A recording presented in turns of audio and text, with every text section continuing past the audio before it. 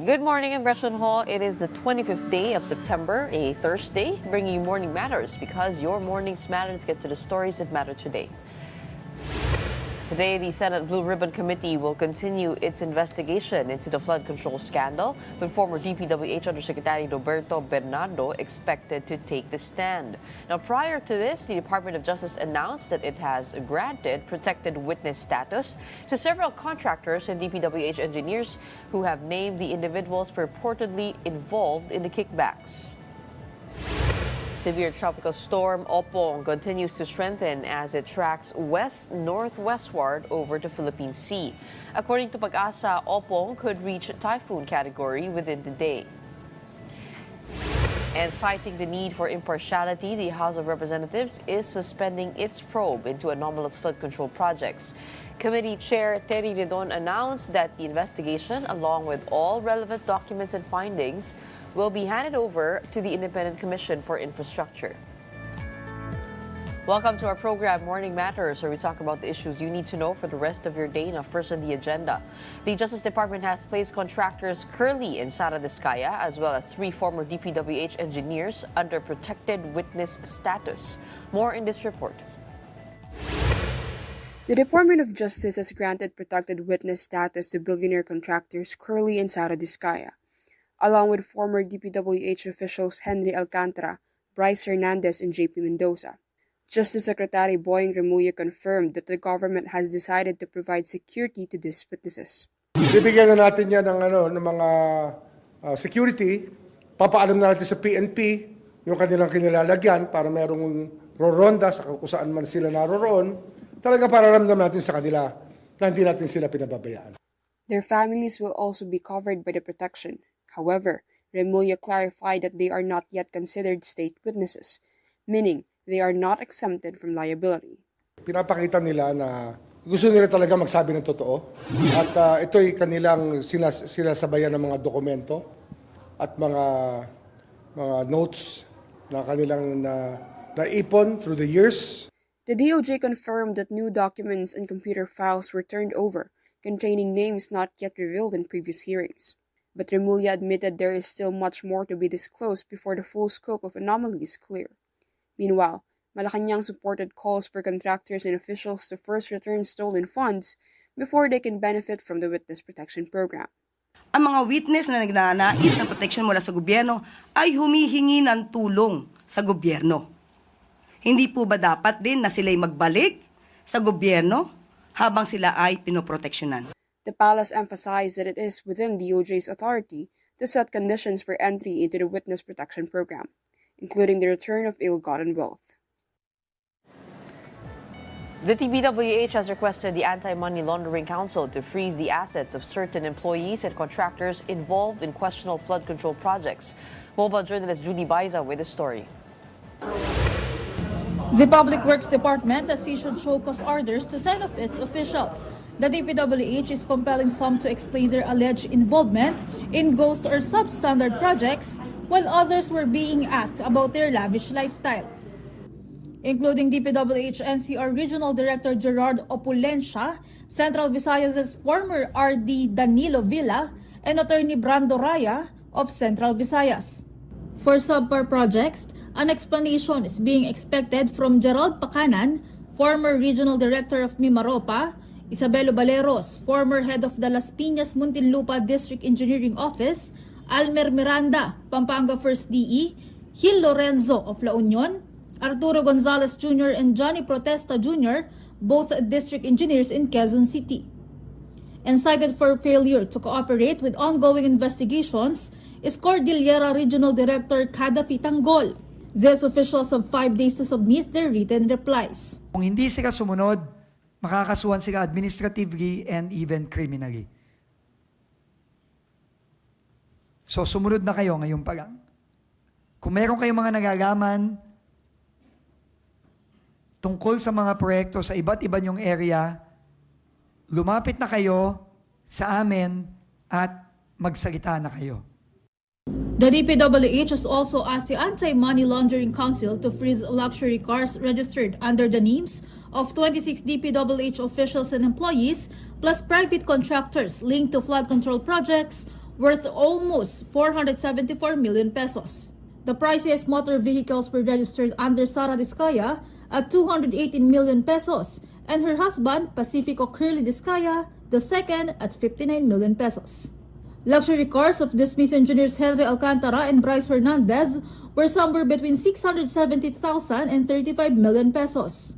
On Wednesday afternoon, Hernandez turned over to the Independent Commission for Infrastructure two of his vehicles.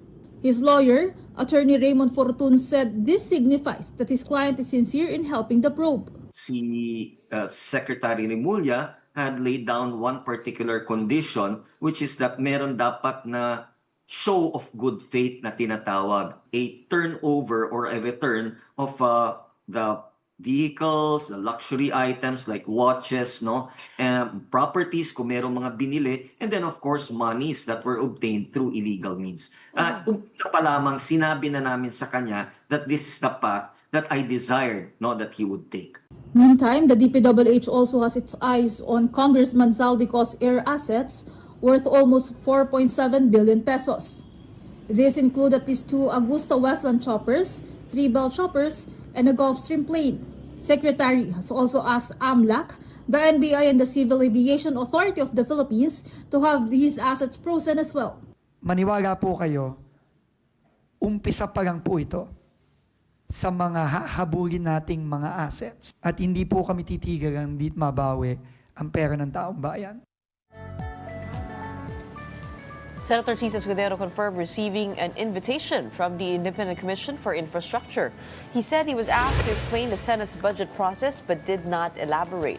Escudero reiterated that he was not part of the small committee accused of making anomalous insertions in the 2025 national budget.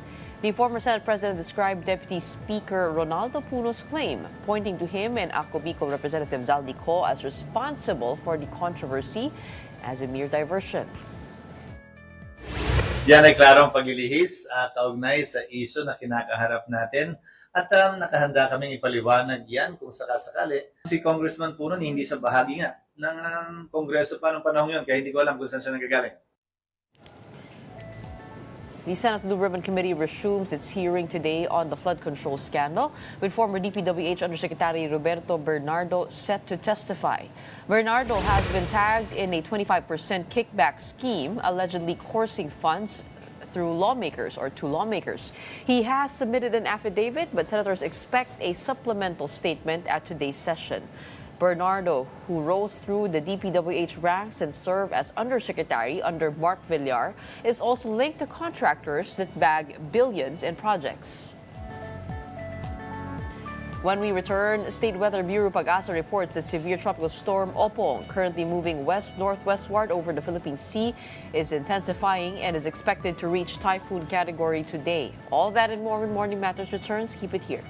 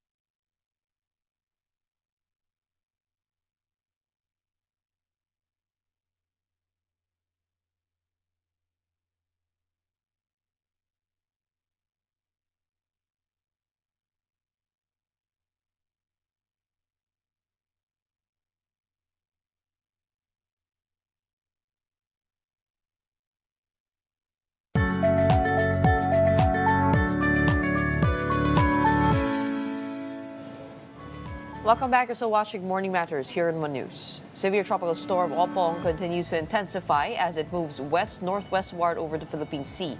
It was last spotted 440 kilometers east of Guian, eastern Samar.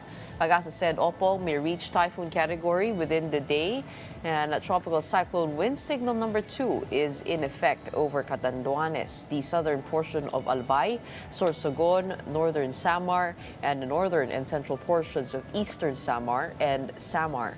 Several areas in Luzon, Visayas, and Mindanao are also under signal number 1. These are now flashed on your screen.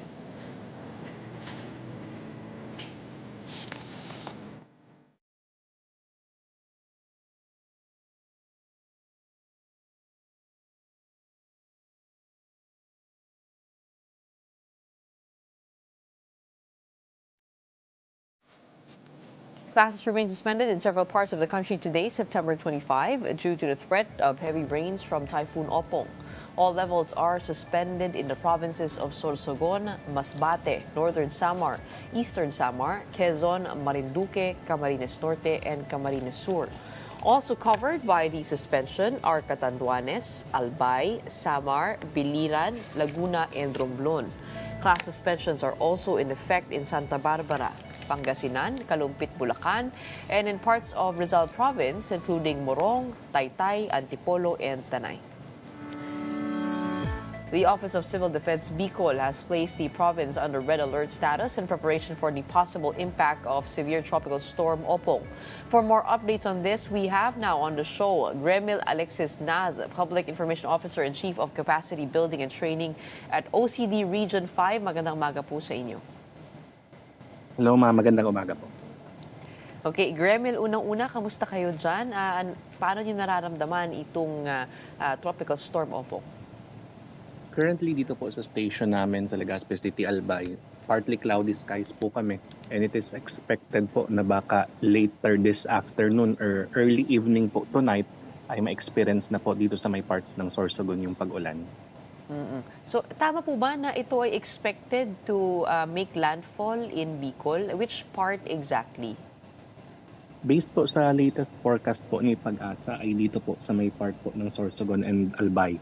Ang forecast po ng landfall dito po sa amin by tonight or early morning po bukas. At gaano kalakas po ang bagyo na ating inaasahan ayon sa advice ng Pag-asa? Based po sa Pag-asa, pwede pong maging typhoon before landfall po dito sa Kabikulan. Ano naman ho ang mga paghahanda na inyong ginagawa na po dyan sa Bicol? Currently, yung ating mga response assets po dito naka-standby na for any possible deployment, especially our uniformed personnel and the DSWD Field Office 5.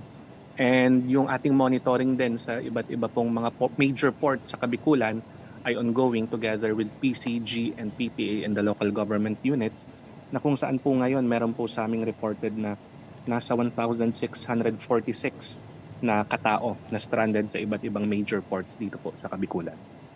Yun po yung mga, kumbaga parang tatawid pa lang.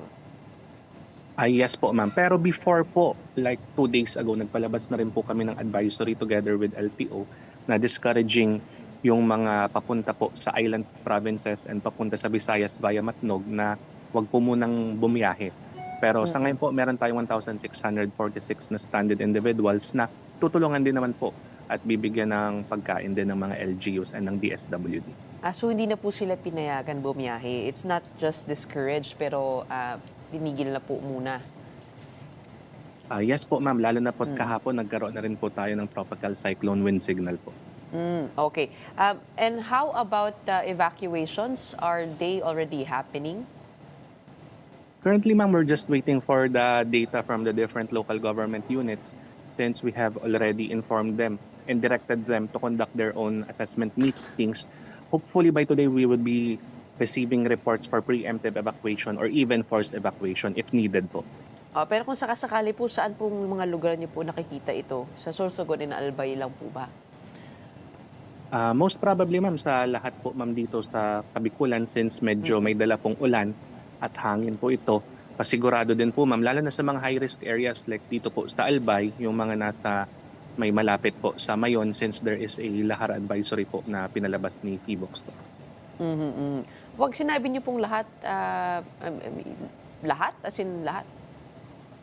Lahat po ng provinces, ma'am, na may mga high-risk areas po. May high-risk areas. Probably baka magkaroon po talaga yan, ma'am, ng evacuation since pag may dumadaan po talaga nag-cross sa mainland Bicol, all provinces po nakakaramdam po talaga ng pag-ulan at hangin. Opo, alam po natin ang Bicol, yan po ay catch basin din, ano? At we did see the province inundated severely. Ano po yung mga kamusta po yung mga flood control measures po natin dyan?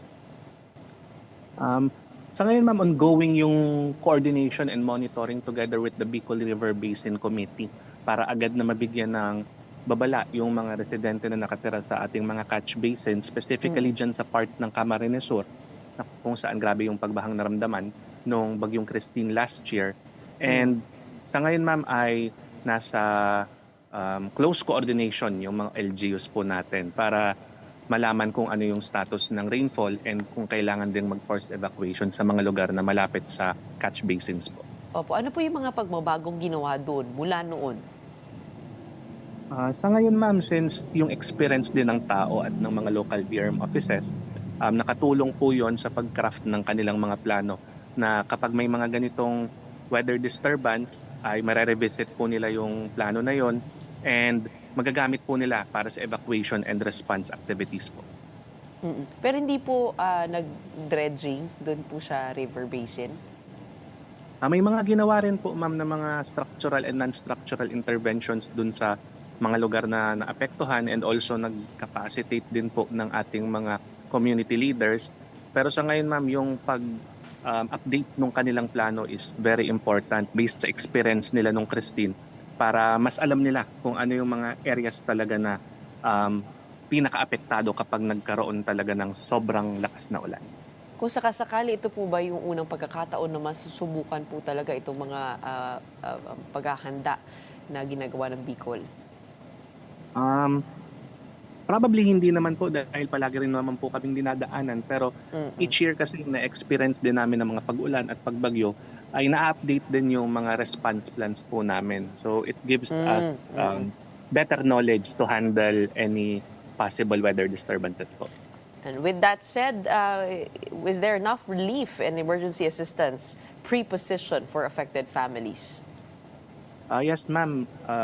Napag-usapan na rin namin together with the DSWD Field Office 5 and also other partner agencies and council members like DOH na in case may mangailangan na LGU, ay yung regional level ay agad na magbibigay po ng augmentation. Okay. And what are your reminders for residents in high-risk areas?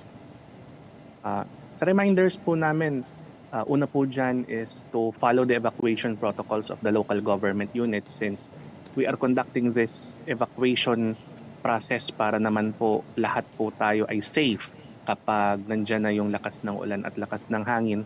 And also, lagi lang pong i-save yung mga hotline numbers ng ating mga local DRM offices para may matawagan po tayo in case na may emergency po. Okay. All right. Maraming salamat. We continue to hold our breath for the typhoon that is to come. Kagabi, parang tinitingnan po namin dito yung tawag dito, yung langit parang very still at calm before the storm ang kanyang mood eh. So malalaman po natin kung gaano kalakas ito at sana talagang magbunga ang lahat ng paghahanda dyan sa Bicol. Maraming salamat for joining us today. Please stay safe. We have Gremil Alexis Naz, Public Information Officer and Chief of Capacity Building and Training at OCD Region 5. Meanwhile, the Department of Foreign Affairs has confirmed that Philippine embassy officials in The Hague conducted a routine welfare check on former President Rodrigo Duterte at the International Criminal Court detention facility. In a statement, the DFA said the visit was part of its duty under the Vienna Convention on Consular Relations and Philippine laws to ensure the welfare of Filipinos detained overseas. The clarification came after Vice President Sara Duterte accused the Marcos administration and the ICC of endangering the former president's life by carrying out the visit without his family's consent.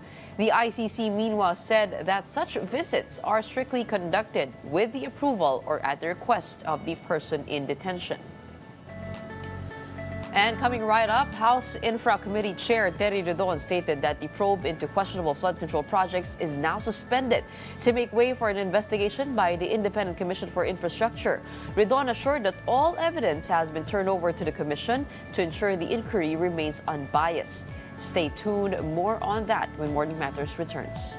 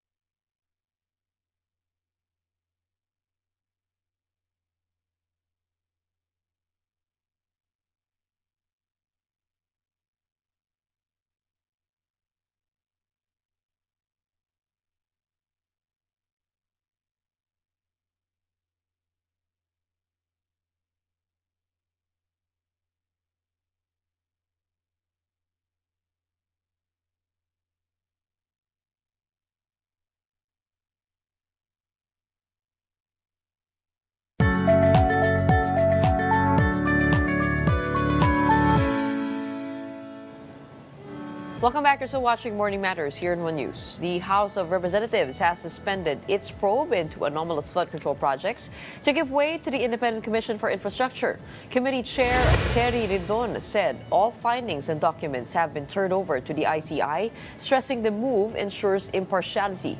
Lawmakers also want to strengthen the Commission's powers, including subpoena and contempt. The House hearings earlier revealed testimonies from dismissed DPWH engineers and flagged ballooning revenues of contractors tied to the projects. The Senate, however, will continue its own investigation. Cavite Representative Kiko Barzaga had a tense encounter with Ilocos Norte Representative Sandro Marcos and Iloilo Representative Janet Garin on Wednesday. In a video posted on his Facebook page, Barzaga asked Marcos about former House Speaker Martin Romualdez. Marcos gave a brief reply before Barzaga pressed further, prompting Garin to step in and urge him to stop. Garin later stressed that lawmakers should not be distracted while carrying out their duties in Congress. Sandro Marcos. Dami natin. Good afternoon. Good afternoon, Kiko. Kumusta na yung kaso ni Tito Romualdez mo? Yung ano pala? Oh, ayaw sumagot. Ayaw sumagot, natatakot. Huwag ganyan, boss. Okay lang. Huwag ganyan. Nagalit na si Rep. Garin. Let's now go to the Senate, where the Blue Ribbon Committee will resume its investigation into anomalous flood control projects. Joining us now is our Senate Beat mobile journalist, Mary Mon Reyes. Magandang umaga sa iyo, Mary Mon. Kamusta naman dyan? Ano ang mga kaganapan? Gretchen, good morning. Dito sa Senado, tuloy-tuloy yung paghahanda ng venue doon sa session hall para sa ika-6 na pagdinig ng Senate Blue Ribbon Committee. At nasabi last time ni Senate President Tito Soto, around 1 or 2 public hearings na lang daw ang gagawin ng Blue Ribbon. And then ang gagawin na lang daw nila ay Blue Ribbon meetings, no longer public hearings daw. And this will pave way din para sa impartiality rin ng Independent Commission on Infrastructure, kung saan nasabi rin naman ni Blue Ribbon Committee Chairperson Senator Ping Lacson, lahat ng magiging findings sila up until the last Blue Ribbon hearing on the anomalous flood control projects, ibibigay nila sa ICI para raw sa mga karampatang kaso na kakailanganing ipataw sa mga personalidad na nasasangkot. Gretchen.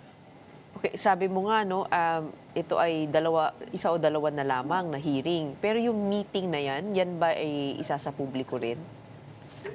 Gretchen, hindi pa nasabi ni SP Soto kung magiging publicized ito, pero ang malinaw is tuloy-tuloy pa rin yung magiging meeting ng Blue Ribbon tungkol dito, and then later on maglalabas din sila ng updates sa kanila mismo nga mga mapag-uusapan. And so far kasi ang lumalabas din sa araw na to, kaya posibleng maging mahaba-haba ang pagdinig ngayong araw, inaasahang dadalo ito si dating DPWH Undersecretary Roberto Bernardo na pinoint out ni dismissed First Bulacan District Engineer Henry Alcantara na key personality or a key official doon sa naturang budget insertions year 2022 to 2025. At dito, halimbawa sa year 2022, around 350 million pesos ang na-insert doon sa GAA, sa NEP, sa BICAM for flood control. 25% nakukuha ng mga proponent o itong mga lawmakers na ikinanta ni Alcantara, Gretchen. Pero so far, sa listahan kasi natin, hindi pa natin masasabi kung lahat ito pupunta talaga. Mamaya natin malalaman pag nagsimula na at 9 a.m. ang pagdinig. Gretchen.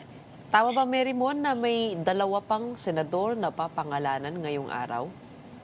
Depende yan, Gretchen, sa kung ano ikakantahin na nitong mga resource person, kasi inaasahan din ngayon na pupunta itong sina Bryce Hernandez, sina Henry Alcantara, itong mag-asawang Diskaya as part of the resource persons. Si Sally Santos ng SIMS, siya yung nagsasabi na nagkakaroon ng hiraman ng lisensya para matuloy itong mga proyekto. Mark Alan Arevalo ng Wawaw Builders. And since itong ilang mga personalidad, protected witnesses na ngayon ng DOJ, sabi naman dyan ni Senator Erwin Tulfo, mas magiging malaya na raw na magsalita itong mga resource person. So maaari, bukod sa mga nabanggit ni Alcantara nitong isang araw na 2 incumbent senators, 1 former senator, and then mga ilang congressmen, maaaring madagdagan pa sila, Gretchen. Kay Mary Mon, si Bryce Hernandez, nandiyan din ba? Dadalo yan. Tsaka si Henry. Bilang they are both in the Senate, House in the Senate. Yes, oo, Gretchen. Inaasahan, dadating sila, nandito sila sa listahan ng resource persons. Pero ang titignan natin pagkatapos ng pagdinig ngayon, if ever man na ito yung magiging ito yung last hearing ng Blue Ribbon, kung magkakaroon na ng pagbabago sa kustodiya. Since protected witnesses na ang mga ito, ang sabi din ni Senator Erwin, kailangan daw pag-usapan ng komite, ng DOJ, ni SP Soto, kung ililift ba yung custody nitong mga personalidad, itong mag-asawang Diskaya, Henry Alcantara, JP Mendoza, Bryce Hernandez. Kasi nga, cited in contempt sila, technically dito sila sa Senado, pero since protected witnesses sila, titignan natin kung magkakaroon na rin ng pagbabago sa kustodiya nitong mga personalidad. Gretchen. Ano bang ibig sabihin ng protected witnesses na yan? Kasi iba siya sa no, Witness Protection Program at sa ilalim yan ng DOJ. Tama ba? Tama, Gretchen. Ito yung nagkakaroon nga rin ng confusion ng mga tao. Pero ang sinasabi dito ni Justice Secretary Remulla, kapag protected witness ka, hindi ka pa state witness technically. Pag protected witness, maaaring bigyan ka na ng seguridad ng mga investigator, lalong-lalo pa patungkol doon sa mga kaalaman mo habang magsasalita ka, bibigyan ka nila ng protection. Pero kasi pag naging state witness ka, ang pinaka-difference dito is magiging free ka from criminal liabilities or charges. So yun yung gravity kasi, kaya hindi pa raw nila maaaring i-declare na magiging state witnesses itong mga personalidad na nag-a-apply kasi nga tinitimbang din nila yung credibility ng mga ito and yung possible charges nga na magiging ligtas sila sakaling mapasailalim na sila as state witnesses. So tama ba yung pagkakaintindi ko that they are protected witnesses under the Witness Protection Program? Yes, pero hindi sila state witnesses pa. Okay, yan. Malinaw yan. Okay, 9 o'clock, no? Magsisimula? Yes, Oo. Gretchen, 9 o'clock. And since walang plenary session, tuwing Thursday, maaaring lumagpas ng 3 o'clock in the afternoon tulad last time para magpa 5 p.m. natapos yung pagdinig. Pero since sabi nga ni SP Soto, last 1 or 2 hearings na lang ng Blue Ribbon, we'll see kung hanggang anong oras ang pagdinig ngayong araw. Last time, absent ang ilang mga senador dahil sila ay nasa ICI. Katulad ni Senator Joel Villanueva at saka si Senator Jinggoy. This time around, will they be there for the hearing? Gretchen, ang nasabi dyan na Senator Ping Lacson, yung inhibition nitong mga senador na nadadawit sa issue na to, personal decision daw nila kung sakaling aatrasa sila out of delikadesa. And hindi naman daw nila maaaring pigilan itong mga senador kung gusto pa nilang mag-participate sa Senate probe. Kaya titignan din natin kung tulad nitong 5th hearing, wala si Senator Jinggoy. Pero silang dalawa ni Senator Joel, pumunta naman sila nung plenary session sa hapon. So we'll check ngayon kung ito bang mga senador na to, especially Senator Jinggoy na very active sa Blue Ribbon, dadalo. Siyempre, isa pang pangalan dyan, si Senator Bong Revilla na Yes. pinangalanan din. At yun nga, frozen din ang kanyang assets. I mean, frozen na ba yung kanilang assets or request pa lang yan from the DPWH? Sa huli nating narinig dito kay Secretary Dizon na itong mga request na hinihintay din natin dito sa Senado kung confirm na ba ang yung pag-freeze ng assets or ng mga bank account ng mga ito. Pero we'll check back dun sa confirmation kung itong mga, especially mga bank account na kailangan din nilang silipin. Kung na-freeze na pa talaga, kasi kung ma-freeze siya, ibig sabihin, hindi na maaaring i-dispose, hindi maaaring mag-withdraw, hindi maaaring galawin itong kanilang mga bank account. And this is also a key to the investigation, especially doon sa aspect ng money laundering, yung paglalabas-pasok ng malalaking bultong pera. Samantala, especially for the dismissed DPWH engineers, around 56,000, less than 100,000 lang naman daw yung kanilang mga sinasahod monthly, Gretchen. All right, I guess we will wait for those updates. But it is a big day for the Senate with DPWH Undersecretary Roberto Bernardo finally appearing and making his own testimony in an affidavit. We will watch out for that at 9 a.m. Over at the Senate. In the meantime, maraming salamat, Marymon, for those updates, and we'll watch out for you throughout the rest of the day. We have Marymon Reyes reporting live from the Senate in Pasay City. Don't go away. More matters to discuss right after a quick break. Keep it here on One News.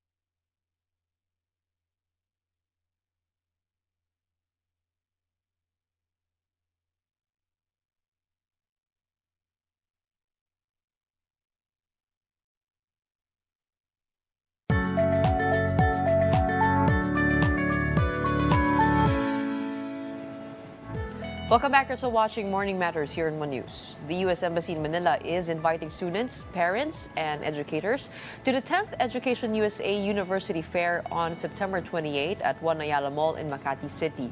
The event will feature representatives from 28 U.S. colleges and universities offering direct information on admissions, programs, and scholarship opportunities. According to the latest Open Doors report, more than 4,000 Filipinos studied in the U.S. last year, the highest in 15 years. Admission to the fair is free and open to the public.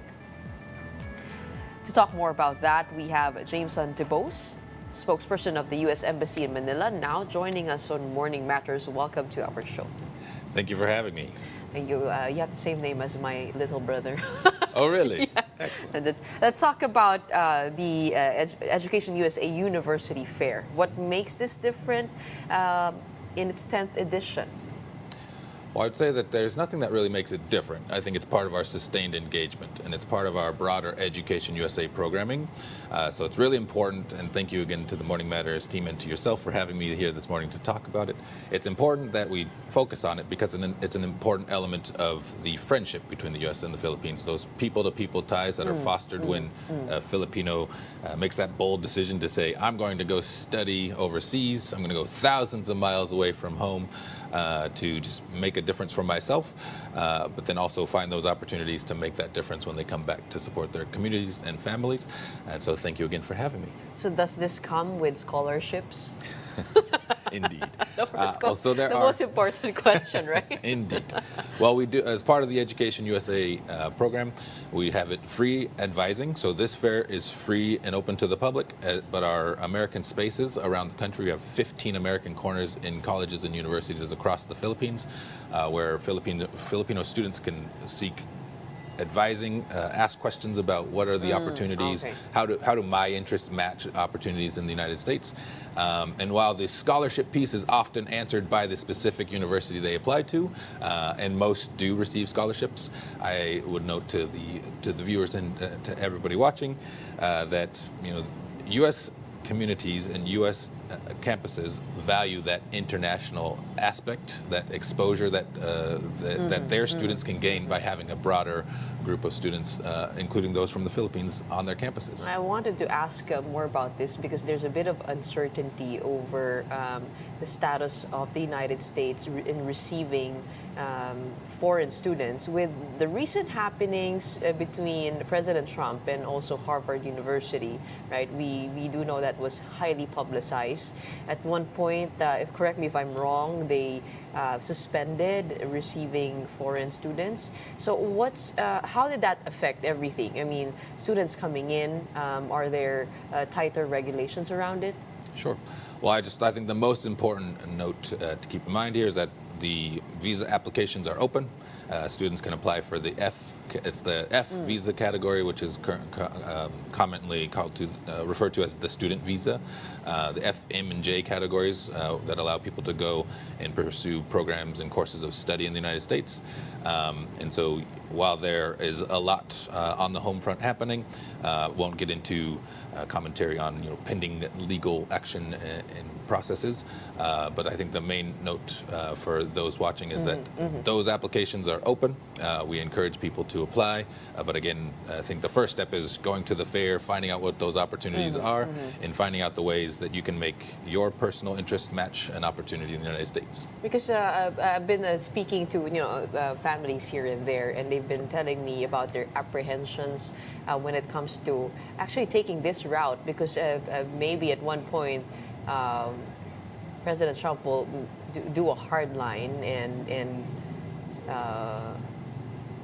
somehow stall the process of studying in the United States.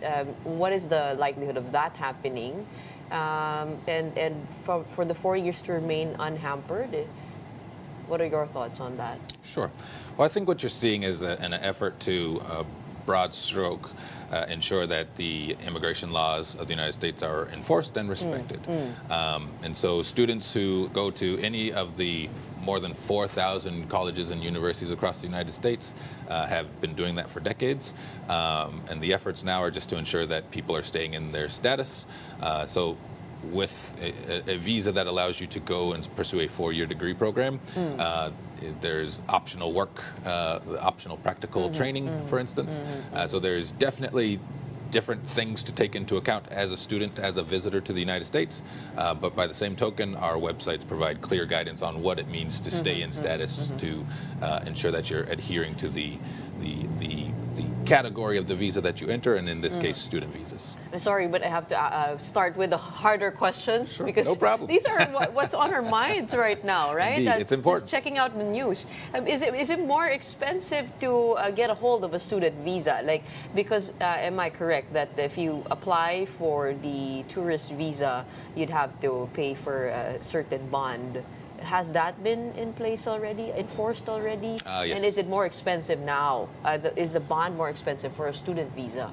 Thank you for that question. It's important to definitely, that's why I'm here, to have this conversation with you, but it's important for everybody out there to rely on the official U.S. government website and other resources that we provide officially. There are no third parties out there who can get you a visa easier or give you the right information outside of the United States government.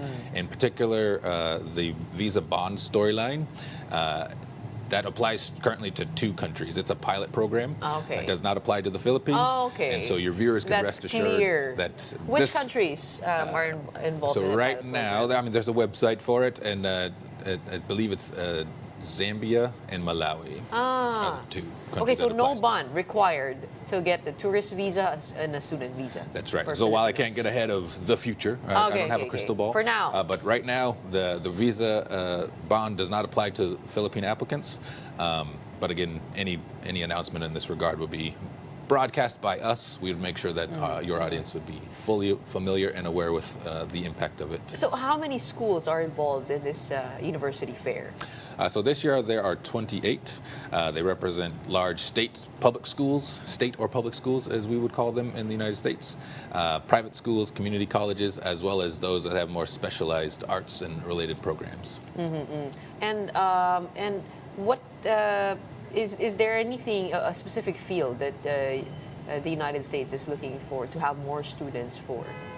Well, I think one thing I'd like to highlight during our time together this morning is the Philippine American Educational Foundation. It's our binational Fulbright Commission. It's the longest standing commission in the world. Again, speaking to the breadth and depth of that friendship between the United States and the Philippines. They have a civil nuclear program, so it's STEM, right? A program where there's about $200,000 US dollars, or about 11.5 million pesos. Don't catch my math on that one, please.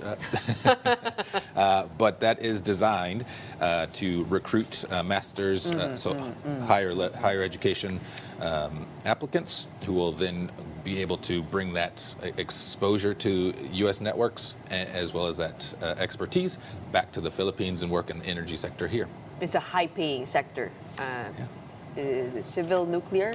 That's right. Civil nuclear. And I've been watching a lot of news from the United States, and I took note that many are quite worried over their jobs in the United States because of also the emergence of AI. How are people adjusting to that? And even the academic institutions with this new age?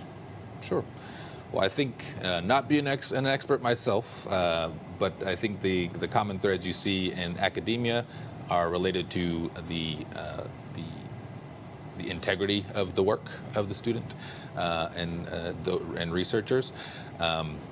So there's that storyline, but I also think there's great applicability to enhancing the ability to do far greater things, far more complicated things, especially in the STEM fields. With the quantum computing and other advances.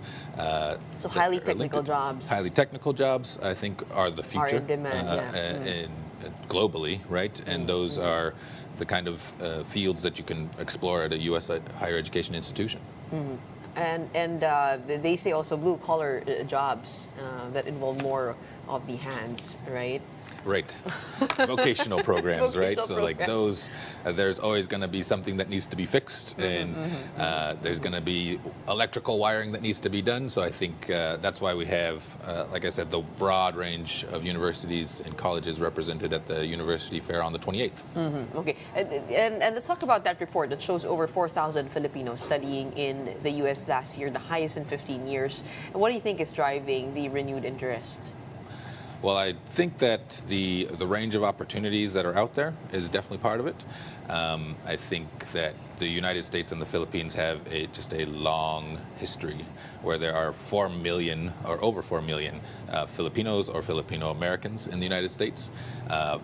Filipino is the fourth most spoken language in the United States. So there's that ability to go somewhere far away, but I think you can also find, tapa for breakfast and things like that, where you can have a little bit of home and some familiarity, and that can help when you have that kind of dynamic for international students.